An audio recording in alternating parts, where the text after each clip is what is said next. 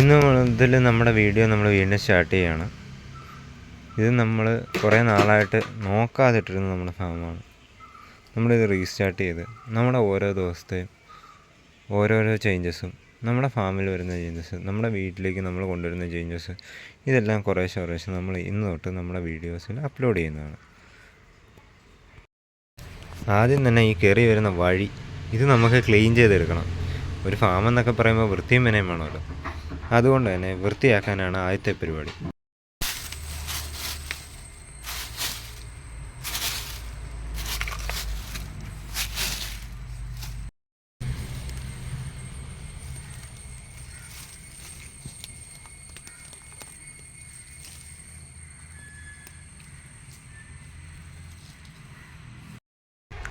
അങ്ങനെ ഇത് ഏകദേശം നമ്മൾ വൃത്തിയാക്കി കഴിഞ്ഞു. ഇനി നമുക്ക് കുറച്ച് കുമ്മായം ഇടും. അങ്ങനെ നമ്മൾ കുറച്ച് കുമ്മായം ഇട്ടു. ഇനി ഈ കുമ്മായം നമുക്കിവിടെ എല്ലാം ഒന്ന് തൂത്ത് എല്ലായിടത്തേക്കും ആക്കാം.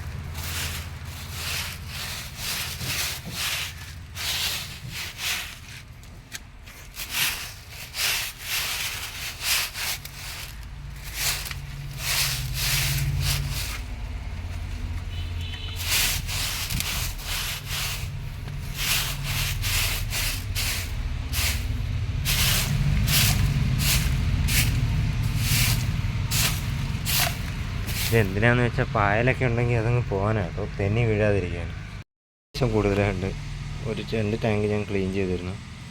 ഇനിയിപ്പോൾ ഈ ടാങ്ക് ക്ലീൻ ചെയ്തുകൊണ്ടിരിക്കുകയാണ്. നമുക്ക് ഈ ടാങ്കിലൊക്കെ എന്തായിരുന്നെന്ന് വെച്ചാൽ റെഡ് ഷ്രിംസ് ഉണ്ടായിരുന്നു. ഇപ്പോൾ നമുക്ക് അതിനെ ഒന്ന് മാറ്റിയിട്ടിട്ടുണ്ട്. ഇനി നമ്മൾ ഈ ടാങ്ക് കൂടെ ക്ലീൻ ചെയ്ത് ഇതിൻ്റെ അകത്തുള്ള ഷ്രിമ്പുകളെയും കൂടെ നമുക്കൊന്ന് പിടിക്കാം. ഈ കുഞ്ഞൻ ചീഞ്ഞ ടാങ്കിൽ നിന്ന് കിട്ടിയ ഷ്രിംസാണ് കേട്ടോ ഇത്.